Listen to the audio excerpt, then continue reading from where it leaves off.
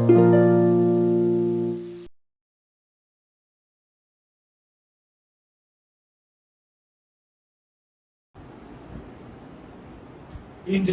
பரிசுத்த பெந்தேகோஸ்தே திருநாளிலே சிந்தனைக்காக தெரிந்து கொள்ளப்பட்ட திருமறை வசனம் அப்போஸ்தலருடைய நடவடிக்கைகள் 2ஆம் அதிகாரம் வசனங்கள் 2 முதல் 4 வரை. அப்பொழுது பலத்த காற்று அடிக்கிற முழக்கம் போல வானத்திலிருந்து சடுதியாய் ஒரு முழக்கம் உண்டாகி அவர்கள் உட்கார்ந்திருந்த வீடு முழுவதையும் நிரப்பிச்சு. அல்லாமலும் அக்னிமயமான நாவுகள் போல பிரிந்திருக்கும் நாவுகள் அவர்களுக்கு காணப்பட்டு அவர்கள் ஒவ்வொருவர் மேலும் வந்து அமர்ந்தது. அவர்கள் எல்லாரும் பரிசுத்த ஆவியினாலே நிரப்பப்பட்டு ஆவியானவர் தங்களுக்கு தந்திருந்த வரத்தின்படியே வெவ்வேறு பாஷைகளிலே பேச தொடங்கினார்கள். நாம் ஜெபம் செய்வோம். என் கண்களையும் என் மீட்பருமாகிய என் கர்த்தாவே, என் வாயின் வார்த்தைகளும் என் இருதயத்தின் தியானமும் உமது சமூகத்திலே பிரதியாய் இருப்பதாக. ஆமென்.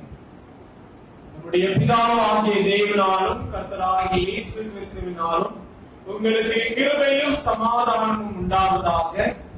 ஆண்டவருடைய நிறைவான கிருபையும் சமாதானமும் நிறைவாய் பெறுகிற கர்த்தர் கிருபை செய்வாராக. இன்றைய பரிசுத்த பெந்தேகோஸ்தே திருநாளிலே உங்கள் ஒவ்வொருவரையும் இந்த ஆராதனைக்கு ஆண்டவராகிய இயேசு கிறிஸ்துவின் நாமத்தினாலே மீண்டும் ஒரு முறை கூட வாழ்த்தி வரவேற்கிறோம்.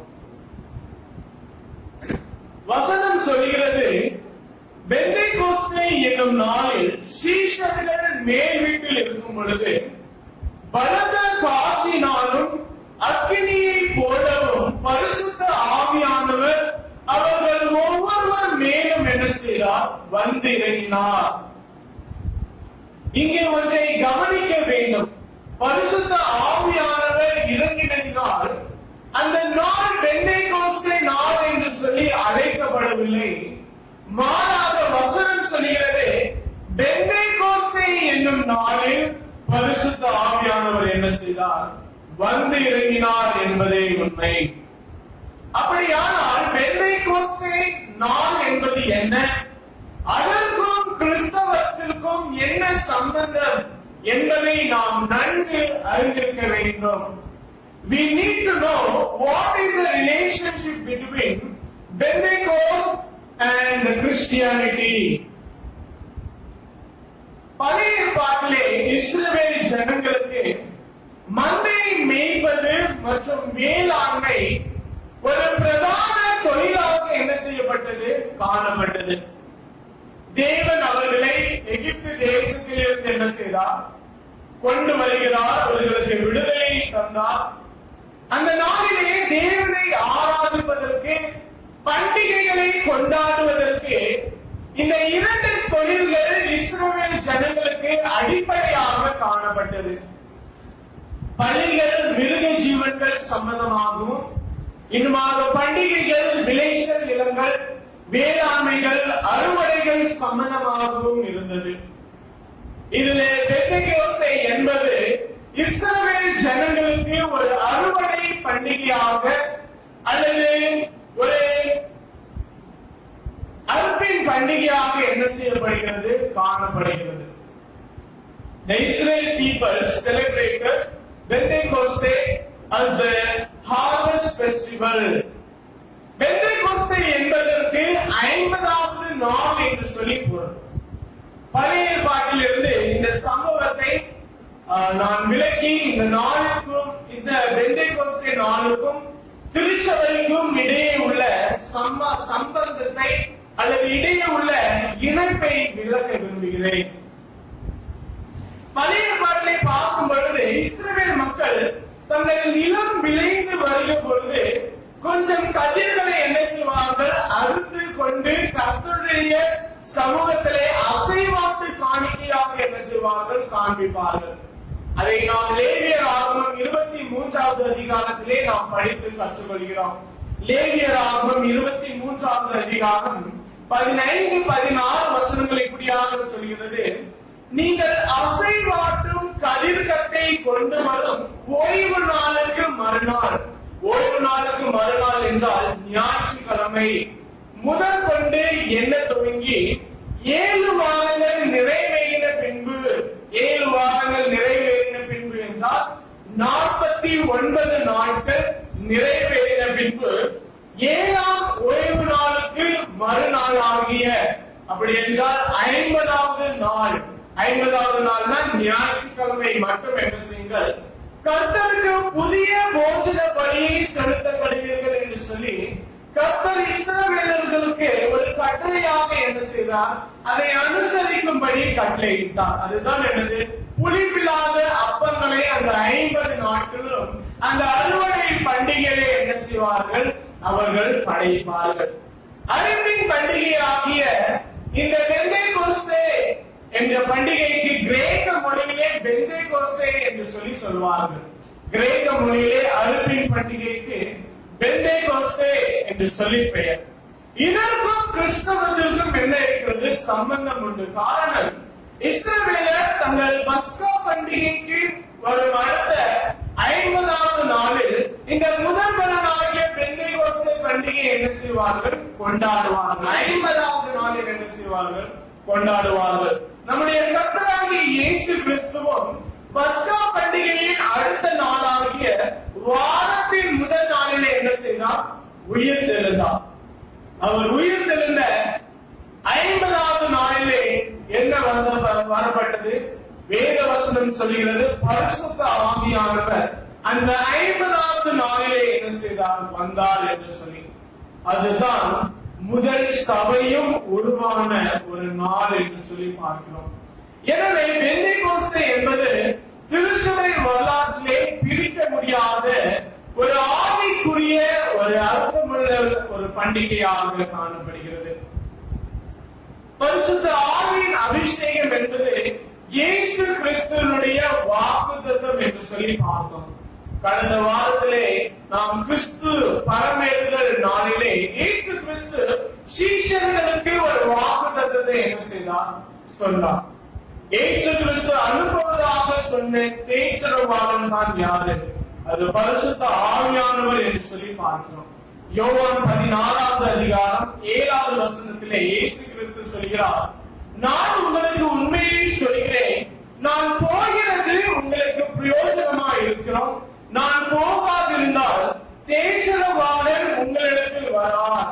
நான் போவேனை ஆகில் அவரை என்ன செய்வேன், உங்களிடத்திற்கு அனுப்புவேன் என்று சொல்லி இயேசு கிறிஸ்து சீஷர்களுக்கு என்ன செய்கிறார், தன்னுடைய ஊழிய காலங்களிலே வாக்குத்தத்தமாக கொடுக்கிறார். அதைத்தான் அப்போஸ்தலர் 1வது அதிகாரம் 8வது வசனத்திலும் சொல்கிறார், பரிசுத்த ஆவி உங்கள் மேல் வரும் பொழுது நீங்கள் பலனடைந்து எருசலேமிலும் யூதேயா முழுவதிலும் சமாரியாவிலும் பூமியின் கடைசி பரியந்தமும் எனக்கு சாட்சிகளாக இருப்பீர்கள் என்று சொல்லி ஆண்டவர் பரமேறுகிற நாளிலே சீஷர்களுக்கு வாக்குத்தத்தமாக என்ன செய்தார், கொடுத்து விட்டு சென்றார். ஆகையால் தான் பரிசுத்த ஆவியானவருடைய வருகை திருச்சபைக்கும் திருச்சபை மக்களுக்கும் ஒரு நன்மையாக, ஒரு ஆசீர்வாதமாக என்ன செய்யப்படுகிறது, காணப்படுகிறது. பரிசுத்த ஆவியானவர் பெந்தேகோஸ்தே நாளிலே அவர் என்ன செய்தார், வந்து இறங்கினார் என்று சொல்லி வேத வசனம் சொல்கிறது. அதைத்தான் அப்போஸ்தலர் 2ஆம் அதிகாரம் 2 முதல் 4 வசனங்களிலே நாம் படித்து கற்றுக்கொள்கிறோம். அந்த வசனங்களை நான் மீண்டுமாக வாசிக்கிறேன்.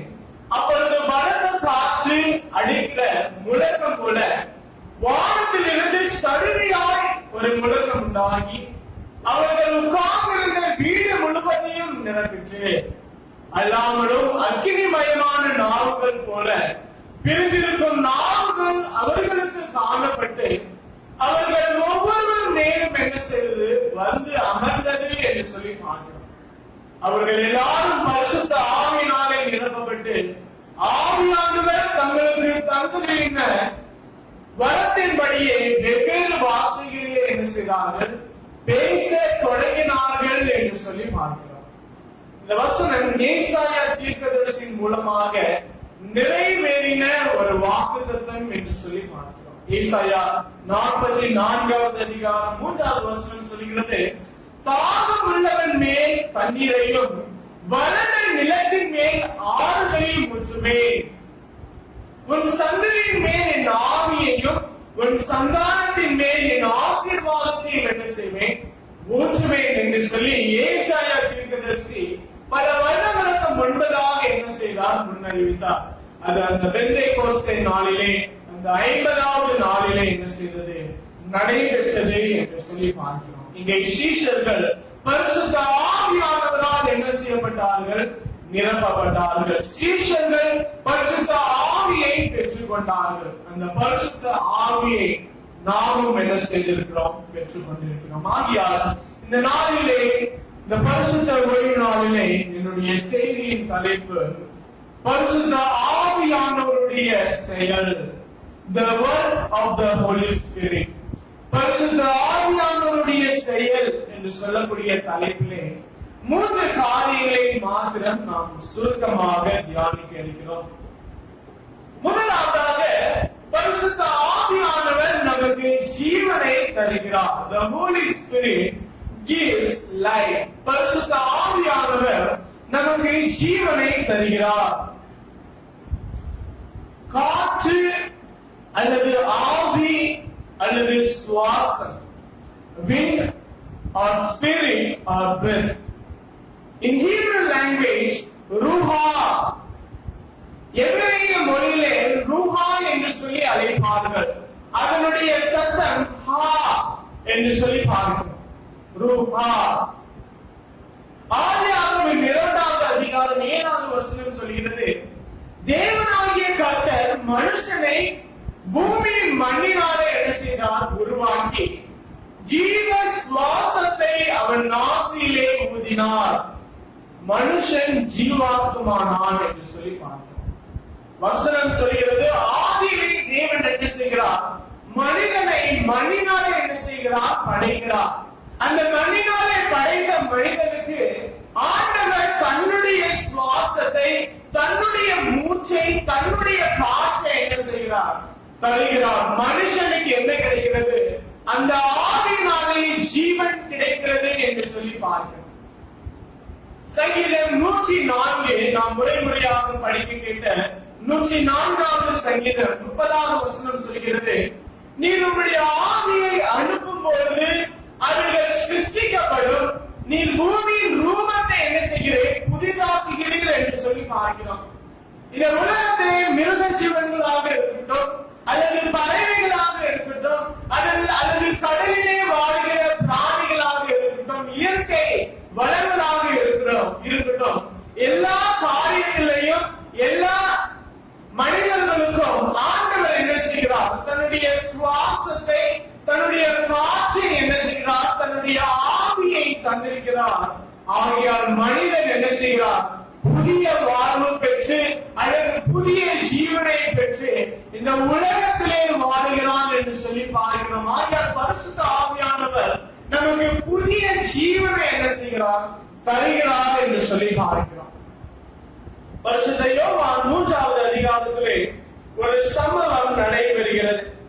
அந்த சம்பவத்திலே யூதருக்கு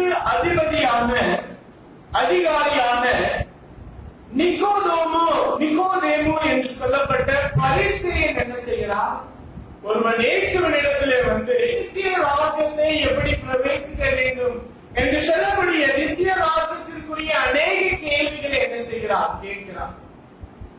3வது வசனத்திலே இயேசு அவனுக்கு பிரதியுத்தரமாக சொல்கிறார், ஒருவன் மறுபடியும் பிறவாவிட்டால் தேவனுடைய ராஜ்யத்தை காண மாட்டான் என்று சொல்லி.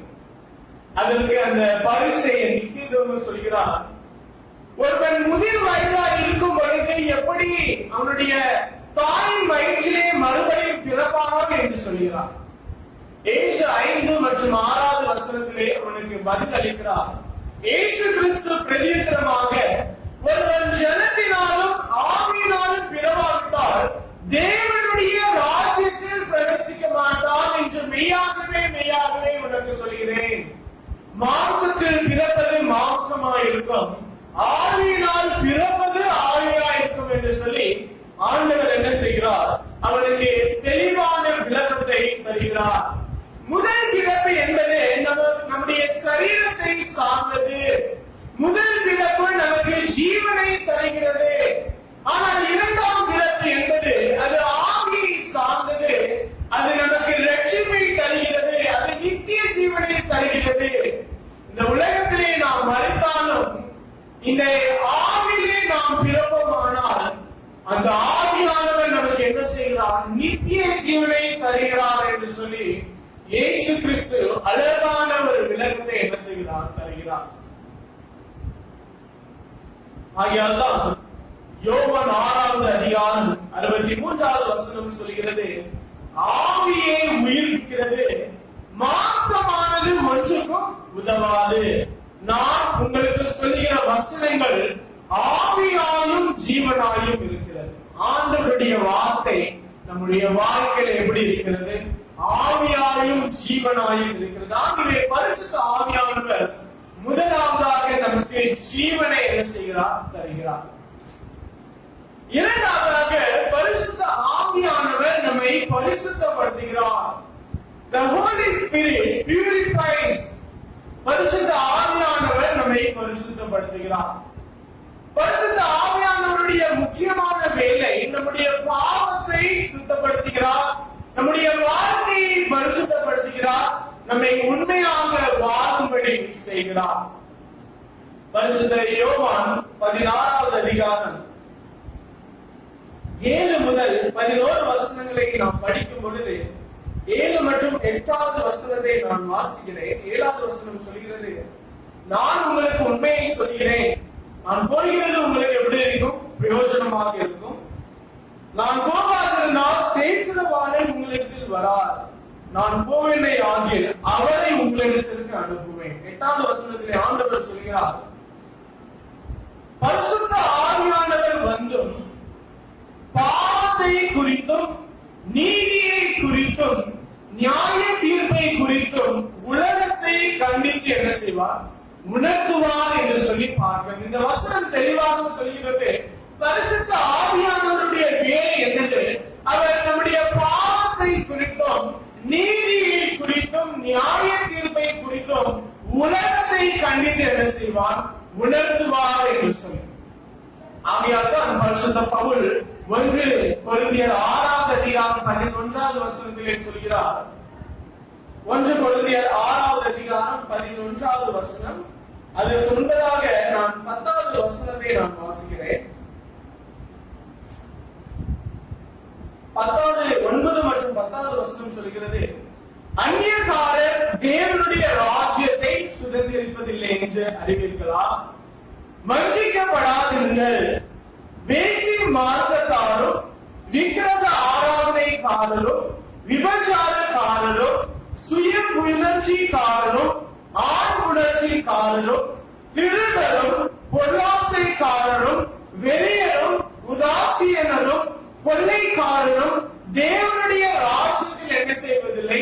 சுதந்திரிப்பதில்லை. இப்பொழுது 11வது வசனம் சொல்கிறது, உங்களில் சிலர் இப்படிப்பட்டவர்களாக இருந்தீர்கள், உங்களில் சிலர் இப்படிப்பட்ட பாவங்களை என்ன செய்தீர்கள். ஆயினும் கர்த்தராகிய இயேசு கிறிஸ்துவின் நாமத்தினாலும் நம்முடைய தேவனுடைய ஆவியினாலும் என்ன செய்தீர்கள்? கழுவப்பட்டீர்கள், பரிசுத்தமாக்கப்பட்டீர்கள், நீதிமான்களாக்கப்பட்டீர்கள் என்று சொல்லி பார்க்கிறோம். நாம் பாவத்தில் இருந்தோம், பரிசுத்த ஆவியானவர் என்ன செய்கிறார்? நம்முடைய பாவத்தை இயேசு கிறிஸ்துவின் நாமத்தினால் என்ன செய்கிறார்? கழுவினார், நம்மை பரிசுத்தமாக்கினார், நம்மை நீதிமானாய் வாழ செய்தார் என்று சொல்லி பார்க்கிறோம். பரிசுத்த ஆவியானவர் நமக்கு என்ன செய்கிறார்? நம்மை கைட் பண்ணுகிறார், நம்முடைய வாழ்க்கையை வழி நடத்துகிறார். இது எது சரியான பாதை, எது தவறான பாதை என்பதை என்ன செய்கிறார்? நமக்கு சுட்டி காட்டுகிறவராக அனுதினமும் நம்முடைய வாழ்க்கையில என்ன செய்கிறார்? நம்மோடு கூட வாழுகிறார் என்று சொல்லி பார்க்கிறோம். ஆகையால்தான் தீத்து 3வது அதிகாரம் 5வது வசனம் சொல்கிறது, நாம் செய்த நீதியின் கிரியை நிமித்தம் அவர் நம்மை ரட்சியாமல். நிச்சயமாக மனுஷன் நீதியின் கிரியை என்ன செய்ய முடியாது? வெளிப்படுத்த முடியாது என்று சொல்லி பார்க்கிறோம். காரணம் வசனம் சொல்கிறது, மனிதர்கள் யாரும் எப்படி இருக்கணும்? பாவத்தினால் பாவப்பட்டோம் என்று சொல்லி பார்க்கிறோம்.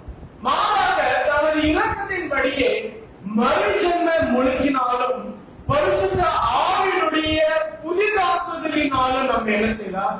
ரட்சித்தார் என்று சொல்லி தீர்ப்பு சொல்கிறார். ஆண்டவர் பரிசுத்த ஆவியின் மூலமாக என்ன செய்தார்? நம்மை ரட்சித்தார் என்று சொல்லி பார்க்கிறோம். எப்படி ரட்சித்தாரா? அந்த வசனம் சொல்கிறது, தம்முடைய இரக்கத்தின்படியே என்ன செய்தார்? அவர் நம்மை ரட்சித்தார். பரிசுத்த ஆவியானவர் நம்மோடு கூட வாசம் பண்ணும் பொழுது நாம் பரிசுத்த ஆவியானவருடைய அந்த குணத்தை என்ன செய்கிறோம்?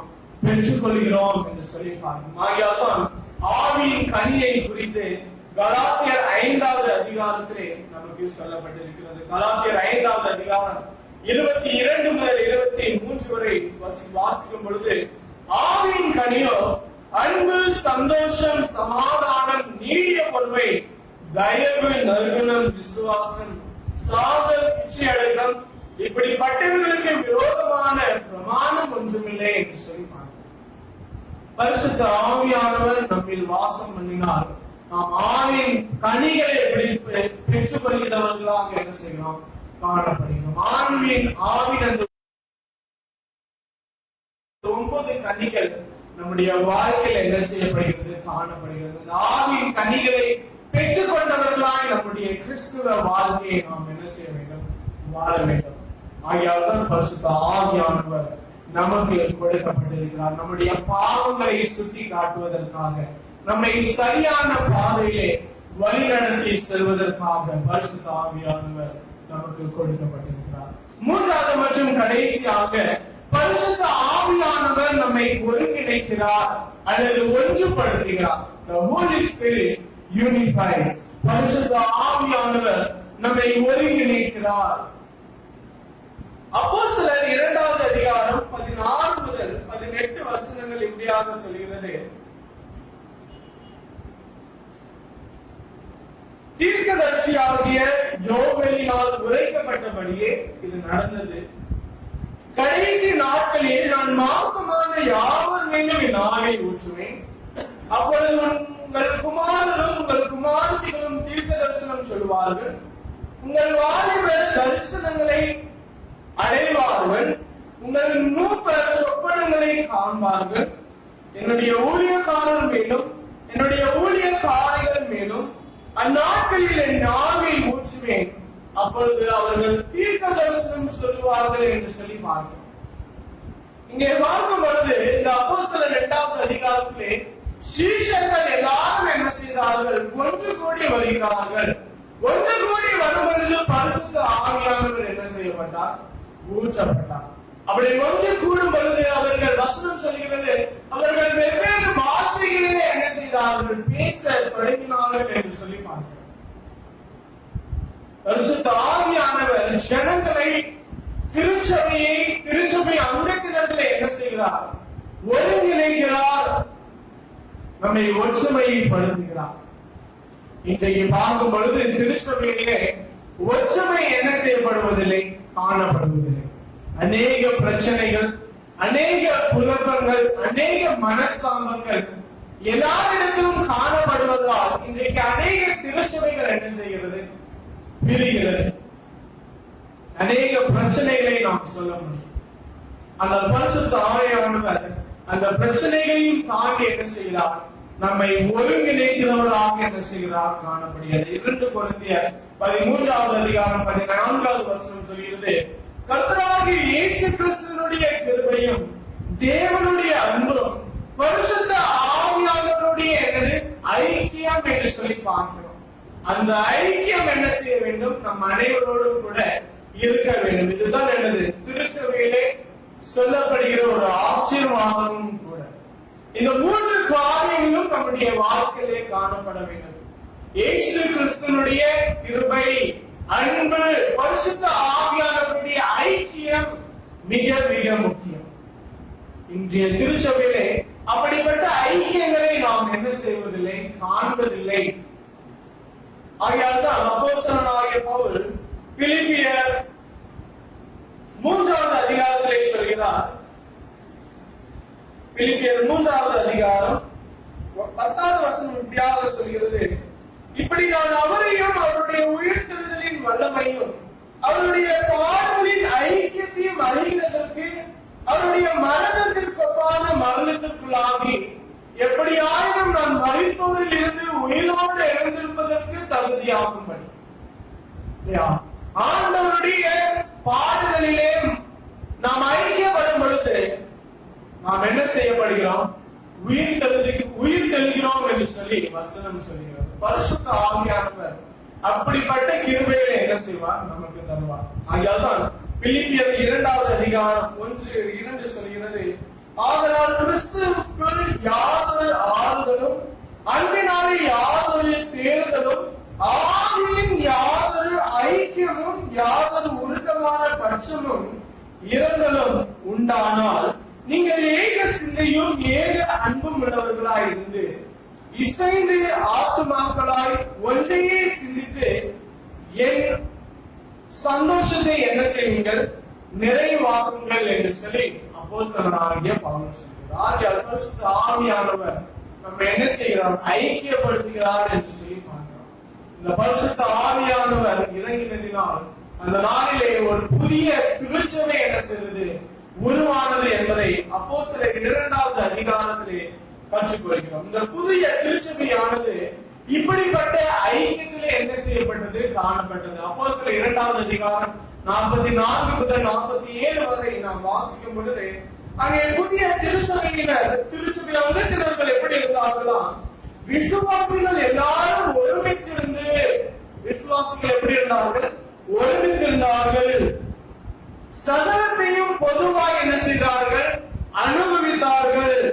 காணி ஆட்சிகளையும் ஆஸ்திகளையும் விற்று ஒவ்வொருவனுக்கும் தேவையானதற்கு தக்கதாக அவைகளில் எல்லாருக்கும் பகிர்ந்து கொடுத்தார்கள். அவர்கள் ஒருமனப்பட்டவர்களாய் தேவாலயத்திலே அனுதினமும் தரித்திருந்து வீடுகள் தோறும் அப்பம் விட்டு மகிழ்ச்சியோடும் கவனமில்லாத இருதயத்தோடும் போஜனம் பண்ணி தேவனை துதித்து ஜனங்கள் எல்லாரிடத்திலும் தயவு பெற்றிருந்தார்கள். ரட்சிக்கப்படுகிறவர்களை கர்த்தர் என்ன செய்தார்? அனுதினமும் சபையில என்ன செய்தார்? சேர்த்து கொண்டார் என்று சொல்லி பார்க்கிறோம். ஆகையால்தான் அந்த நாட்களிலே 3000 பேர் என்ன செய்தார்கள்? பேதுருவினுடைய பிரசங்கத்தை கேட்டு அவர்களுடைய ஐக்கியங்களை பார்த்து திருச்சபையில என்ன செய்யப்பட்டார்கள்? சேர்க்கப்பட்டார்கள். அந்த நாளிலே திருச்சபையிலே எந்த ஒரு பிரிவும் என்ன செய்யவில்லை? காணப்படவில்லை. காரணம், எல்லாரும் சமமாக பார்க்கப்பட்டார்கள். எல்லாரும் எல்லாவற்றையும் சமமாக என்ன செய்தார்கள்? அனுபவித்தார்கள். ஒருவரை ஒருவர் என்ன செய்தார்கள்? தாங்கினார்கள். ஒருவரை ஒருவர் கனம் பண்ணினார்கள் என்று சொல்லி பார்க்கிறோம். அவர்கள் எப்படி இருந்தார்கள்? ஜபத்திலே காணப்பட்டார்கள். ஆகையால் அந்த 1வது அதிகாரத்தை நாம் பார்க்கும் பொழுது அவர்கள் ஒருமனப்பட்டு ஜபத்திலும் வேண்டுதலிலும் என்ன செய்தார்கள்? தரித்திருந்தார்கள் என்று சொல்லி பார்க்கிறோம். அப்படிப்பட்ட ஒரு ஐக்கியம் தான் இந்த நாளிலே திருச்சபைக்கு என்ன தேவை என்று சொல்லி பார்க்கிறோம். ஐக்கியம் என்பது ஏதோ நம்ம சர்ச்சை முடிஞ்ச உடனே ஆலயத்தின் ஆராதனை முடிந்த உடனே சாயா குடிப்பதில் ஐக்கியமோ அல்லது உணவு சாப்பிடுவதிலே ஐக்கியமோ உள்ளவர்களாக நாம் என்ன செய்யக்கூடாது? காணப்படக்கூடாது. மாறாக வசனம் சொல்கிறது, ஆதி திருச்சபையினர் ஜபத்திலே வேண்டுதலிலே உபவாசத்திலே ஒருவரை ஒருவர் தாங்குவதிலே கனமடைவதிலே என்ன செய்தார்கள்? தரித்திருந்தார்கள். ஒருவருக்கு ஒருவர் ஐக்கியப்பட்டிருந்தார்கள் என்று சொல்லி பார்க்கிறோம். இந்த ஐக்கியத்தை பரிசுத்த ஆவியானவர் என்ன செய்கிறார்? நமக்கு தருகிறார். ஆகையால் இந்த பரிசுத்த பெந்தேகோஸ்தே திருநாளிலே பரிசுத்த ஆவியானவர் நமக்கு 3 காரியங்களை வெளிப்படுத்தியிருக்கிறார். முதலாவதாக பரிசுத்த ஆவியானவர் நமக்கு ஜீவனை தருகிறார். பரிசுத்த ஆவியானவருடைய ஜீவனினால் நாம் என்ன செய்கிறோம்? ஜீவனை பெற்றிருக்கிறோம். பரிசுத்த ஆவியானவருடைய ஆவியினால் நாம் ஜீவனை பெற்றிருக்கிறோம். இரண்டாவதாக பரிசுத்த ஆவியானவர் நம்மை பரிசுத்தப்படுத்துகிறார். எது சரி எது தவறு என்பதை பரிசுத்த ஆவியானவர் நமக்கு போதிக்கிறார். மூன்றாவதாக பரிசுத்த ஆவியானவர் நம்மை ஒருங்கிணைக்கிறார் என்று சொல்லி பார்க்கிறோம். திருச்சபையை பரிசுத்த ஆவியானவர் என்ன செய்கிறார்? ஒருங்கிணைக்கிறார். அப்படிப்பட்ட ஒரு ஐக்கியத்திலே நாம் காணப்படும் பொழுது ஆண்டவர் என்ன செய்கிறார்? நம்மை நித்திய ராஜ்யத்தை பெற்றுக் கொள்ளும்படியான கிருபைகளையும் நம்ம எல்லாருக்கும் தந்து பரிசுத்த ஆவியானவருடைய ஐக்கியத்திலும் சமாதானத்திலும் நிலைத்திருக்க செய்வார். தேவன் தாமே இந்த வார்த்தைகளை ஆசீர்வதிப்பாராக. ஆமென்.